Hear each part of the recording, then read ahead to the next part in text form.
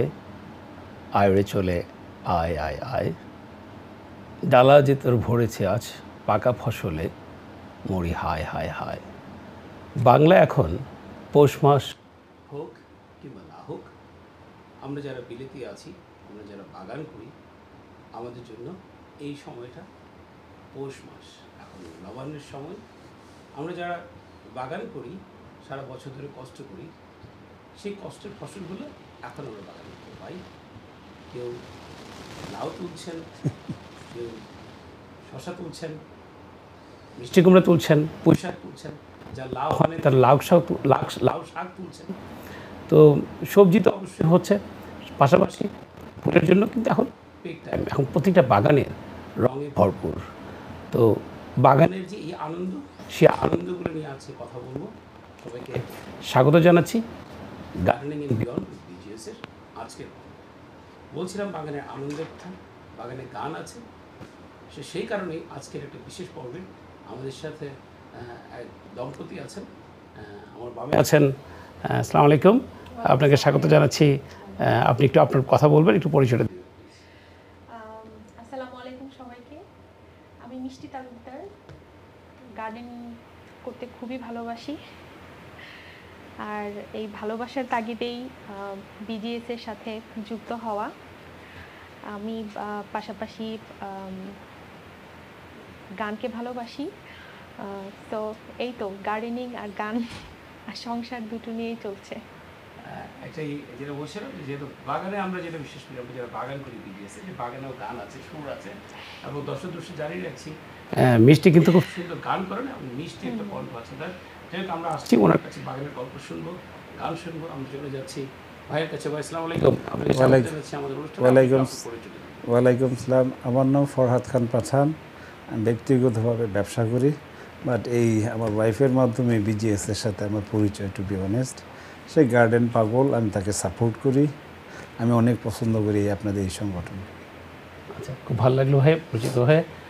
আমরা বাগান বিষয়ে অনেক কথাই বলবো। তার আগে মিষ্টি, আপনি বাংলাদেশে কোন অঞ্চল থেকে? আমি ভাইয়া ময়মনসিংহের মেয়ে। আচ্ছা, ময়মনসিংহেই পড়াশোনা, বড় হওয়া, আচ্ছা, ইউনিভার্সিটি সব কিছু ময়মনসিংহে।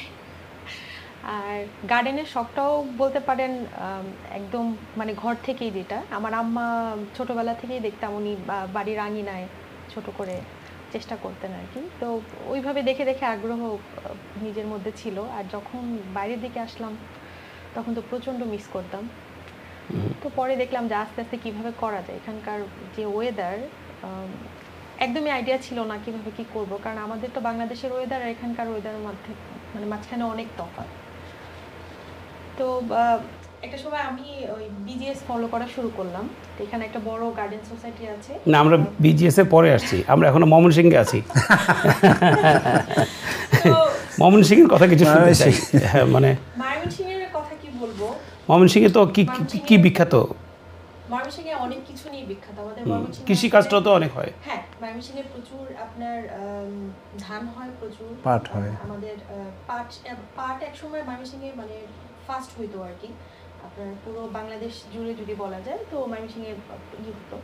এখন বর্তমানে কৃষিকাজের পাশাপাশি এখন মৎস্য উৎপাদনেও ময়মনসিংহ খুব ভালো ভূমিকা রাখছে বাংলাদেশে।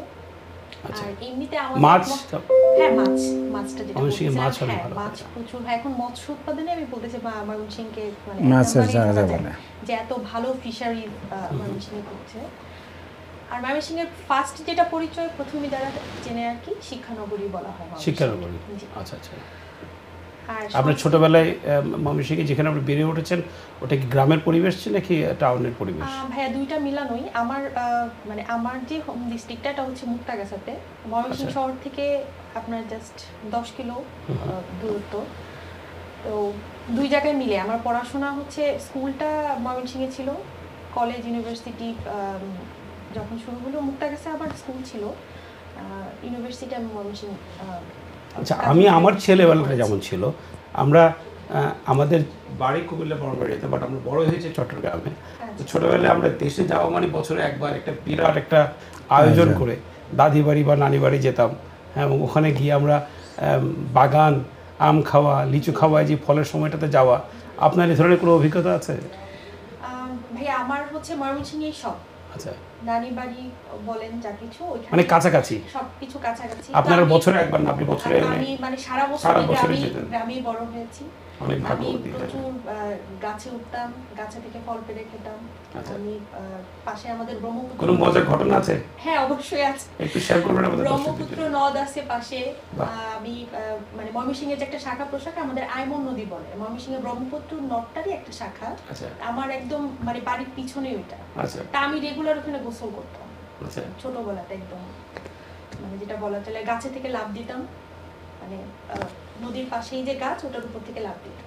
এমন অনেক সময় হয়েছে গাছের মধ্যে ঝুলে গেছি, ড্রেসটা আটকে গেছে, মানে নিচে পড়তে পারতেছি না, এরকমও প্রচুর হয়েছে।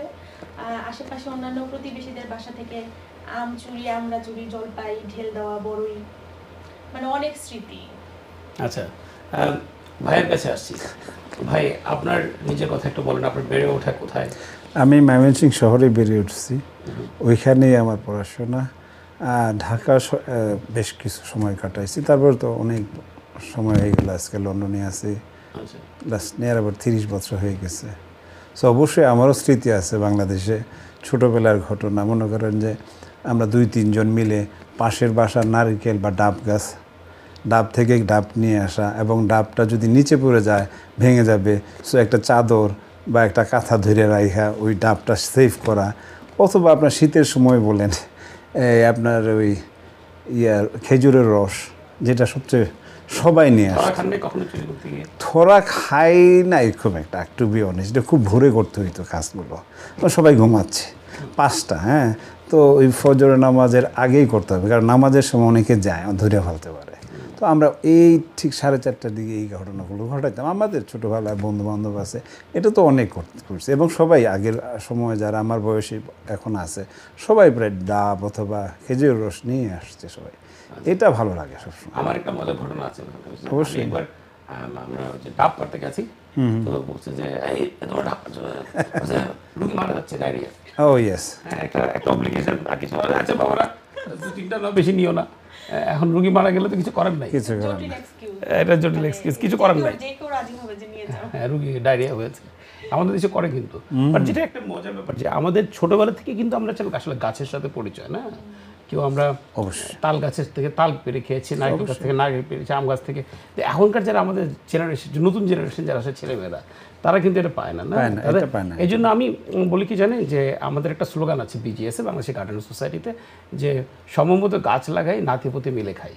অর্থাৎ আমরা যেটা চাচ্ছি যে আমি এই বয়সে, আমার এই বয়সটাতে, আমার মেয়ের হয়তো এখন 23-24 বছর বয়স, আগামী 10 বছর পরে কিন্তু আমার কিছু নাতি নাতনি আশা করছি আমি, অবশ্যই হ্যাঁ? আশা করছি। তখন আমার বাসায় যদি ফলের গাছ থাকে, এখানে আম গাছ থাকতে হবে, তাল গাছ থাকতে হবে, এমন কোনো কথা নাই। এই দেশে যে ফলের গাছটা হয়, সেই গাছটা যদি আমরা এখন লাগাই, ফলের গাছটা, দেখা যাবে যে 10 বছর পরে এখান থেকে আমি ফল পাচ্ছি। তাহলে ছোটো বাচ্চারা কিন্তু নানি বাড়িতে আসতে, দাদি বাড়িতে আসতে পছন্দ করবে, তারা কিন্তু সেই ধরনের অভিজ্ঞতাটা পাবে। পাশাপাশি হবে কি, এই জিনিসটা আমরা গাছ যেমন লাগাতে পারছি, এবং ফলের গাছ কিন্তু পরিবেশের জন্য খুব উপকারী। অবশ্যই। তো আপনাদের কাছে এই স্লোগানটা কেমন লাগে, যে মানে সময় মতো গাছ লাগাই, নাতিপতি মিলে খাই? ভাইয়া এইটা মানে এত সুন্দর যে একটা মানে থিঙ্কিংটা আপনার আসছে, আমার এখন মানে এটা এখন স্ট্যান্ড বাই মনে হলো শুনে যে আসলে তো এটা মানে এটা চিন্তাই করা যায় না। এত সুন্দর একটা চিন্তা করেছেন আপনি, যে এখন একটা কিছু করলাম আফটার 10 ইয়ার্স পরে। আমরা তো এখানকার যে লোকাল মানে যেই ফলগুলো হয় এটা তো আমরা লাগাতেই পারি, আপেল, চেরি। আপনার বাগানে কয়টা ফলের গাছ আছে? ভাই আমার বাগানে ফলের গাছ নেই, আমি সব সবজির চারাগুলোই করি। তো আপনার এখনের এই কথাটা শুনে আমি আপনি জানেন একটা জিনিস কি জানেন, আমরা যে করার জন্য দেশি লাউ বা যেগুলো আমাদের দেশ থেকে আনা, এটা তো সাধারণত নেটিভ বলি না আমরা, হ্যাঁ, সাধারণত পরিবেশের জন্য নেটিভ গাছগুলো খুব উপকারী, হ্যাঁ, যেমন ফলের গাছ যেগুলো প্যারেনিয়াল প্রতি বছর আসে, আর বিশেষ করে যেগুলো পাতা থাকে এভারগ্রিন, সেগুলো তো পরিবেশের জন্য খুব ভালো। তো এই জন্য আমাদেরকে বেশি বেশি ফলের গাছ লাগাতে হবে। তাহলে আপনি প্রমিস করছেন যে আপনি ফলের গাছ লাগাবেন? হ্যাঁ। তো আপনার একটা কথা মনে হইলো, আজকে সকালে আমার ওয়াইফ বলতেছে, দেখো শসাটা অনেক বড় হয়ে গেছে, টমেটোও আছে, তুমি যখন ফ্রি লাঞ্চ করবে আমাদের সাথে, আমি তোমার এই শসাটা আর এই টমেটোগুলো পাইকে গেছে, তোমার সালাদ করে খাবো। সো আপনার স্লোগানের মতো নাতিপুতি অ্যাট দ্য মোমেন্ট যেটাই বলেন, আমি হাজব্যান্ড হিসাবে এটাই সার্থক যে না, আমি যতটুকু সাপোর্ট করছি তার ফল এখনই খাচ্ছি। বাগান থেকে যে বাগান তাজা থেকে জিনিসটা তাজা পাচ্ছেন, দেয় যে organic জিনিসটা। কালকেই সে সকালে আমি বলছি কালকে লাঞ্চ করবো একসাথে, তো ওই একটা শশা মানে আছে ওইখানে এবং কিছু টমেটো আছে, সব কিছু সে ইভেন আপনার কখন লাউ, আজকে কি লাউ খাইতে ইচ্ছে করতেছে বা লাউ শাক, এই যে অ্যাপ্রোচটা আমার ঘরে আছে, সে যখনই বলবো তখন কাইটা দিবে। এটা মানে তো এই সময়টাতে ইটস রিয়েলি ফ্যান্টাস্টিক। অনেক কিছু পাচ্ছি ভাই। করলা আমি আজকে লাঞ্চ করলাম, মানে খাওয়া দাওয়া করলা খেলাম, তো এইগুলো তো নিজের গাছেই আছে, আর চিন্তা করে লাভ নেই। আচ্ছা, আপনি যারা দেখছেন এই মুহূর্তে দর্শকরা, তাদের উদ্দেশ্যে কিছু বলবেন যে বাগানের উপকারিতাটা কি? আপনি বাগানের উপকারিতায় ধৈর্য ধরে কষ্ট করে যে আপনার সাধনার ফসল সব সময় ভালো হয়, এইটাই আমি বলি যে সবাই একটু সুযোগ হলে ঘরের কোনায় অথবা বারান্দা যেভাবেই পারুক একটু ফলের গাছ অথবা একটা সবজির গাছ করলে ওইটা খাওয়ার আনন্দই আলাদা, টেস্টই আলাদা, মনে হবে নিজের পরিশ্রমের ফসল হচ্ছে। আমি মনে করি সবারই এই চেষ্টাটা করা উচিত। যদিও আমরা একটা শীত প্রধান দেশে থাকি, আমাদের সামার টাইমটা খুবই সীমিত হইলেও সেই সুযোগের সন্ধান সবাই নিতে হবে। সবাই আপনাদের এই যে একটা অর্গানাইজেশন, আমার একটা কথা আছে, আমরা কিন্তু যেটা বলি দর্শকদেরকে যে বাগান কিন্তু শুধুমাত্র সামারের সময় না, শীতকালে কিন্তু অনেক সবজি করা যায়। হ্যাঁ, আমরা বলি বাগানটা সারা বছরের জন্য। তাই? হ্যাঁ। তো আপনি তো খুব মিষ্টি গান করেন, একটা হয়ে যাবে নাকি এই মুহূর্তে একটা গান? হ্যাঁ, একটা করাই যায়। শুনি আপনার গানটা, তাহলে কি গান করতে চাচ্ছেন?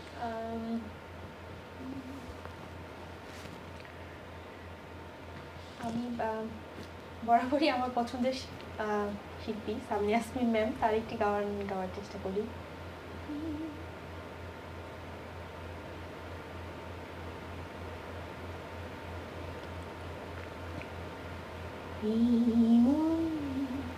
তোমাকে দিলাম,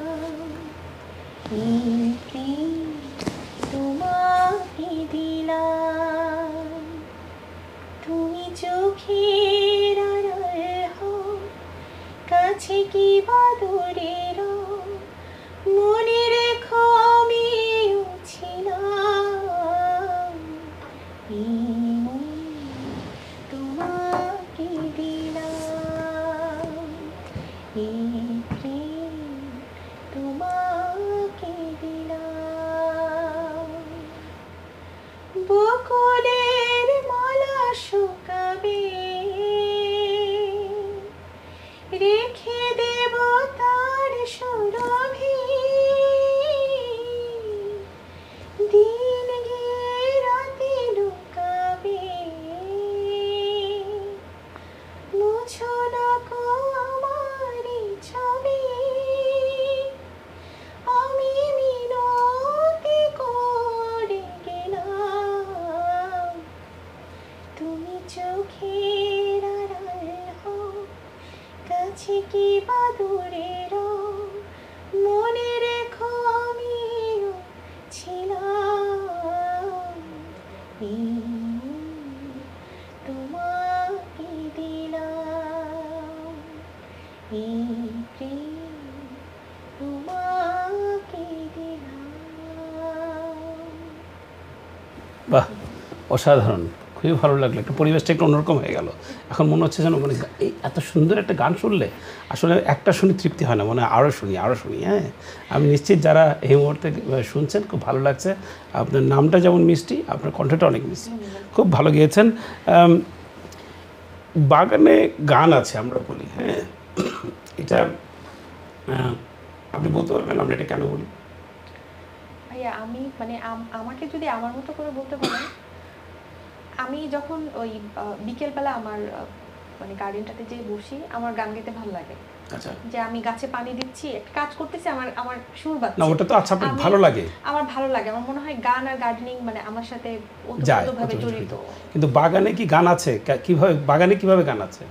হ্যাঁ, ওটার তো একটা ছন্দ আছে। যখন আমি পানি দেই, পানির একটা সুন্দর রিদম আছে। আর কিছু নাই? যখন ওই বাতাস আসতেছে, ভাই বলে পাতাগুলো বাগান থেকে যদি বাটা ফেলে দেন তাহলে কি থাকে?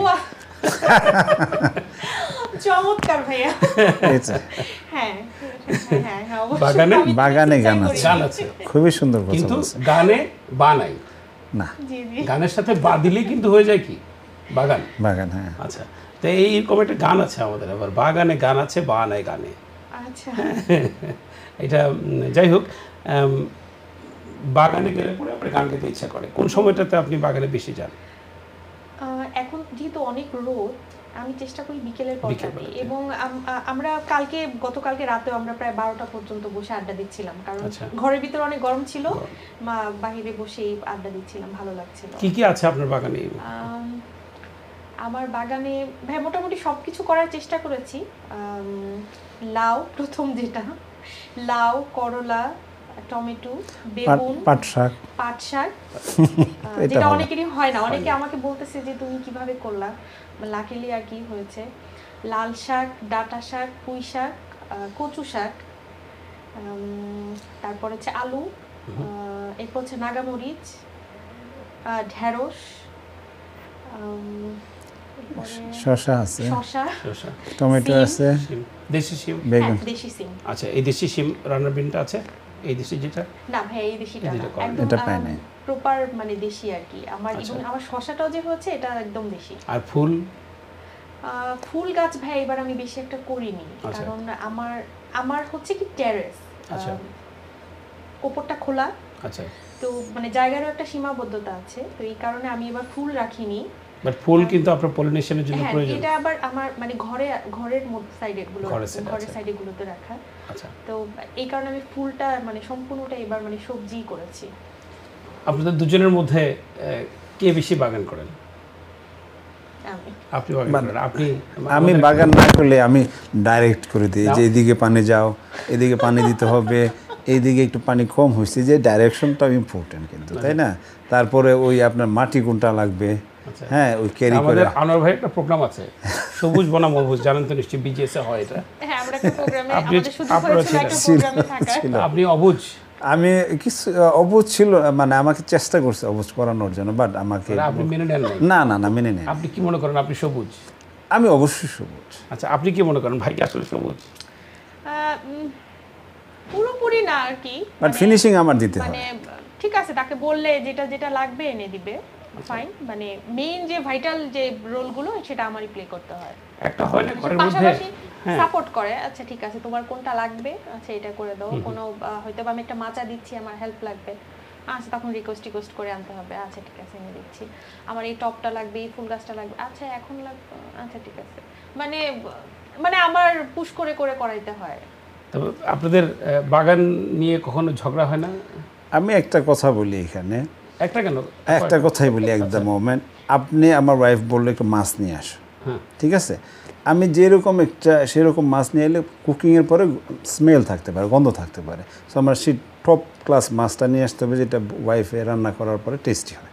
তো এই যে আমার চয়েসটা, ভালো একটা মাছ কিনে নিয়ে আসা, এটা সম্পূর্ণ ক্রেডিট কিন্তু তরকারির টেস্টে আমাকেই দিতে হবে।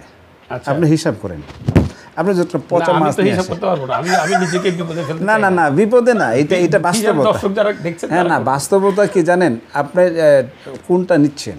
না, আপনি ক্রেডিট নিতে চাচ্ছেন, মাছটা স্বাদ হয়েছে যেহেতু আপনি ভালো মাছটা কিনে নিয়েছেন। কিনেছি, হ্যাঁ, ভালো একটা রান্নার পেঁয়াজ কোনো কিনেছি, credit হ্যাঁ, স্পাইস যেটা মশলা, আপনার অনেক মশলা আছে এত টেস্টি নাও হতে পারে, নাও হতে পারে। তো আমি সেটা খুঁজে নিয়ে এসে একসাথে করে তাকে দেওয়া, এইটাই মনে করি সম্পূর্ণ টেস্ট রেখে। আপনি আমাকে একটা প্রশ্নের উত্তর দিবেন।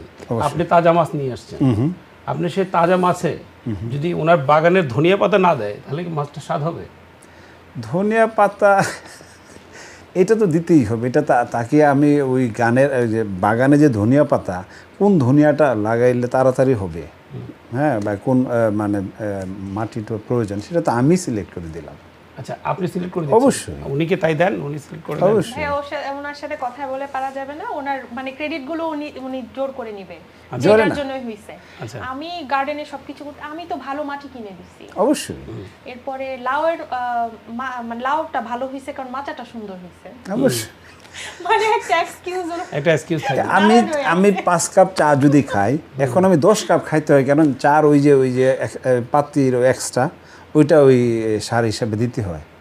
আচ্ছা, আমি আমার অবদানের একটা হিসাব আছে তো তাহলে ভাই। চা ওই জন্য খাচ্ছেন আপনি? হ্যাঁ, বেশি খাইতে হচ্ছে, মানে বেশি খাইতে হবে, কারণ ওই ইটা দিতে হয়, পাতাটা দিতে হয়, বুঝলেন, অনেক অবদান, এটা বলে শেষ করা যাবে না, এটা সে তার না, credit একটা দিতে পারে। সত্য জানতে চাচ্ছি ভাই, হ্যাঁ, বলেন। আসলে কি ঝগড়া হয় না একদম বাগান নিয়ে? সিরিয়াসলি আমাদের কিন্তু হয়, আমার ঘরে আমার কিন্তু হয়। বাগান নিয়ে ওই ঝগড়া তো একটু হয়, ঝগড়া সেটা হয় জানি। ভাই, আমি বলতেছি, ও স্বীকার করবে না, পানি নিয়ে ঝগড়া হয়, পানি কে দিবে। পানিকে দিই। সে আমার মনে হয় ওভারঅল আমার এই জায়গায় এক মিনিট পানির ব্যাপারে প্রবলেম কি জানেন, আমি যখনই পানি দুপুরে দেওয়ার চিন্তা ভাবনা করি যে সন্ধ্যার সময় তো পানি দেওয়া হয়, ঠিক বিকেলে বৃষ্টি হয়ে যাবে। আচ্ছা, তা আমার কি প্রবলেম ভাই, এখন যদি বৃষ্টি হয়ে যায়, বাদিকে কথা শেষ করতে দেন নাই। আচ্ছা সে এটা তো সত্য, এই যে সত্য। উনি পানি দিবে না, যেদিন বৃষ্টি পড়লো, ও হো মিষ্টি, আমি তো আজকে পানি দিতে চাইছিলাম, সরি আমার তো ডেটটাই হয়ে গেল, কিছু মনে করো না, কারণ বৃষ্টি পড়তেছে, আমি কিভাবে পানি দেব? এটা তাহলে পরের দিন দাও ভাই, পরের দিন পানি দাও। আমি রেগুলার পানি দিতেছি, দেখা গেছে আমি যদি মানে মাসে 30 দিনই পানি দেই, তার কন্ট্রিবিউশন হয়তো বা মাসে 1 দিন হইতে পারে, এমন ব্যাপারটা। আপনার বিরাট এলিগেশন। না বৃষ্টির দিনে আমার পানি দিতে ভালো লাগে না, বৃষ্টির দিনও এই দেশে কিন্তু আসলে বৃষ্টি, বিশেষ করে সামার সময় এই দেশে যেভাবে বৃষ্টি হয়, কারণ এই দেশে তো বৃষ্টি হয় শীতের সময়, দেখা যাবে যে আপনার এখানে যদি 1 ঘন্টা বৃষ্টি হয়, আসলে মাটির 1 মিলিমিটার এনাফ না, বৃষ্টি হলো তারপরে দিই, হ্যাঁ তার পানি দিতে হয়, সামহাও একটু, তারপরে একটু মানে একটু সেফ হয়ে একটু সেফ হয়ে যায়। আচ্ছা, একটু এড়িয়ে চলার চেষ্টা করেন মাঝে মধ্যে। এটা তো স্বাভাবিক হবে। এখন আমার মনে করেন টিভিতে একটা ভালো ফুটবল খেলা হচ্ছে, যেটা আমি সবসময় ক্রেজি, তখন তো ওই পানির ব্যাপারটা একটু রাখো, তোমার পানি দেওয়া নাকি? হ্যাঁ স্বাভাবিক, এটা হঠাৎ করে ভিতর থেকে চলে আসে। হ্যাঁ আমার দেশে ক্রিকেট, তারপরে এসে রিপোর্টটা দিয়ে টিভিটা বন্ধ করে দেয়। না, যখন ছেলে বলবে যে বাবা আমি ওয়াচিং ফুটবল, আমার গ্রুপ আছে, ছেলের জন্য আমরা আমার সংগঠিত। আচ্ছা, আপনার শক্তি বেশি, আমার শক্তি বেশি। আচ্ছা, ছেলেও ফুটবল দেখে। হ্যাঁ, আচ্ছা, তো এনিওয়ে সে আমি হেল্প করি, হ্যাঁ, যেন করে এই একটু বেশি কম রাখো পানি, যাতে মানে ড্রপ বাইরে হয়ে যাবে, বা আমি অ্যাডভাইস করি তাকে ভালোভাবে। সো এটা মানে নিশ্চিন্তে বলতে পারবে যে না। হ্যাঁ, সেটা তো আমি বললামই, সেটা তো আমি দেখছি না। ঝগড়া হয়, ঝগড়া না হয়। বাচ্চারা ইনভলভ হয়। কজন বাচ্চা আপনাদের? আমার 2টা ছেলে। কত বয়স? ওরা দুইজনেই ছোট। ওরা দুইজনেই ছোট, বড়টা 5 হবে, আচ্ছা, আর ছোটটা হচ্ছে 3। আচ্ছা। তো ওরা দুইজনই আমাকে হেল্প করে গার্ডেনে। আমি যখন পানি দিচ্ছি, mama you love your garden, yes, oh then I also love your garden. তা আমি পানি দিচ্ছি, ওরাও পানি দেয়। আবার আমার এখানে কোথায় থাকেন আপনারা? আমরা আছি ভাইয়া বার্কিং রিভার সাইড, কাছাকাছি। হ্যাঁ, একদম কাছাকাছি। তা আমাদের যে এরিয়াটার পরিবেশটার সাথে মানে আমার গার্ডেন সবকিছু মিলে খুব সুন্দর যায়। আচ্ছা, মানে একদম থেমসের উপরেই ইয়াটা। তো আর বাচ্চারা পছন্দ করে? হ্যাঁ, বাচ্চারা খুবই পছন্দ করে। ওরা এখন তো মানে সামার টাইমটা সারাদিন আমার গার্ডেনেই খেলে। ওরা সারাদিন গার্ডেনে খেলতেছে। এবং আমি একটা জিনিস খেয়াল করলাম, অন্যান্য ওদের বয়স যেহেতু অনেক কম, অন্যান্য বাচ্চারা হলে দেখা যাচ্ছে যে একটা ফুল বা সবজি টবজি বা টমেটো এগুলো ছিঁড়ে ফেলতো, ওরা কোনো কিছুতে হাত দিবে না। আপনাকে একটা জিনিস বলি বোন, আপনার বাসায় বোঝে অনেক কিছু। হ্যাঁ, বাচ্চারা কিন্তু অনেক কিছু বোঝে, এটা একটা ইম্পর্টেন্ট পয়েন্ট। আমরা কিন্তু অনেক সময় মনে করি যে বাচ্চারা বোঝে না, কিন্তু বাচ্চারা যে বোঝে সেটা আসলে আমরা বুঝি না, সেটা ঠিক আছে। হ্যাঁ, যেটা বলছিলাম যে ফলের গাছ, আপনার বাগানে কি স্ট্রবেরি আছে?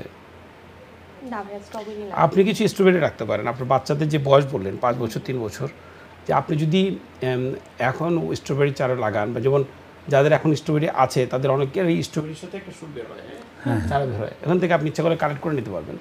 এবং আগামী সামারে আপনার বাচ্চারা স্ট্রবেরি নিয়ে খাবে বাগান থেকে, এটা কিন্তু একটা দারুণ দেখার বিষয়। এটা জানো তো ব্যাপারটা কিভাবে করে, আসলে নলেজ না আমার। আমি আসলে ভাইয়া আমি এখানে গার্ডেনিং 3 বছর ধরে করছি আর কি, পরপর 3 ইয়ার্স ধরে করছি। তো এইবারেরটা আমার সবথেকে ভালো হয়েছে, মানে গত 2 বছরের থেকে। সেটার টোটাল ক্রেডিট আমি বিজিএস গ্রুপকে দিব, কারণ আমি লাস্ট ইয়ার আমি প্রচন্ড স্টাডি করছি। বিজিএস বাম্পার ফলন হয়েছে আমাদের দেশে, বলে না বাম্পার ফলন। মানে কিছু মানে ভাইয়া আপনাদের পোস্ট দেখছি, এবং অনেকে আপনারা নাম বলেন প্লিজ। আপনিও আছেন, আনোয়ার ভাই আছে, পরে সরকার মুকুল ভাই, উনি খুব ভালো অ্যাডভাইস দেয়। আনোয়ার ভাই, ওনার খুব ভালো অ্যাডভাইস আছে। আমি অনেকের নাম বলতে পারতেছি না। ফুলের ব্যাপারে তো মাহবুব ভাই প্রচন্ড অ্যাডভাইস করে, এবং মানে গার্ডেনের ব্যাপারে সবাইকে এনকারেজ করে। আর ভাইয়া সারোয়ার ভাই আছেন, সারোয়ার ভাই, হ্যাঁ সারোয়ার ভাই। তো অনেকেই হয়েছে কি, আমি আপনাদের মানে সবার পোস্টগুলো আর কি দেখি, যে আমি ওখান থেকে স্টাডি করে এবার নতুনভাবে শুরু করছি যে কিভাবে ভালো হবে, কোন ফুডটা দিতে হবে। আমি আসলে কখনোই জানতাম না যে পানির সাথে অ্যাড করে কোন আপনার ফুডগুলো দিতে হয়। আপনি আজকে গাছের মানে গ্রোথটা বাড়ে, ফলের জন্য ভালো, টেকনিকগুলো জানতেন। আমি ভাই এটা মানে টোটাল ক্রেডিটটাই বিজিএস গ্রুপকে অনেক দিব যে ধন্যবাদ অনেক আপনাকে। অনেক হেল্প হয়েছে আমার জন্য। আপনি যেটা করতে পারেন যে আপনি আজকেই বিজিএস একটা পোস্ট দিতে পারেন যে আমি অমুক জায়গায় থাকি, আমার কিছু স্ট্রবেরির চারা লাগবে, সেটা ভালো। আপনি একদম ফ্রি পেয়ে যাবেন। আমি জানি এত আন্তরিক সবাই। আমি আনোয়ার বিশেষ ভাই- করে বার্কিং এর সাইডটা তো অনেক বাঙালি হ্যাঁ, আছে। হ্যাঁ, অনেক আছে। আমার বাসার কাছে মনে হয় যে টিঙ্কু ভাই, Exactly. ওই ভাইয়া মনে হয় আমাদের বাসার কাছাকাছি আমাকে বলছে। আসলে আমি খেয়াল করলে আমি নিজে আপনার জন্য আজকে নিয়ে আসতে পারতাম কিছু স্ট্রবেরি চারা। হ্যাঁ, তো স্ট্রবেরি চারা লাগাতে পারেন আপনি, বিশেষ করে ছোট বাচ্চাদের জন্য যেটা সাথে সাথে ফল হয়। আপনি যেমন রাসবেরি, তারপরে গোল্ডেন রাসবেরি, হ্যাঁ, ব্ল্যাকবেরি, এই জিনিসগুলো আপনি চারা লাগাতে পারেন। ওরা আগামী বছরই কিন্তু আপনার বাচ্চাদের যে বয়স বললেন 5-6 বছর, একটু টুকটুক করে গিয়ে ছোট্ট করে একটু করে পেরে খাবে। ভাই আমার তো এখন আফসোস হচ্ছে আমি কেন করলাম না। আমরা আসলে জানি না এই ব্যাপারটা। আচ্ছা, না ফলের গাছ লাগান, তো ফলের গাছ লাগালে পরে হবে কি আমাদের বাচ্চারা যেমন বেশি বেশি করে বাগানে যাবে, হ্যাঁ, তো এটা খুব ভালো হবে আর কি।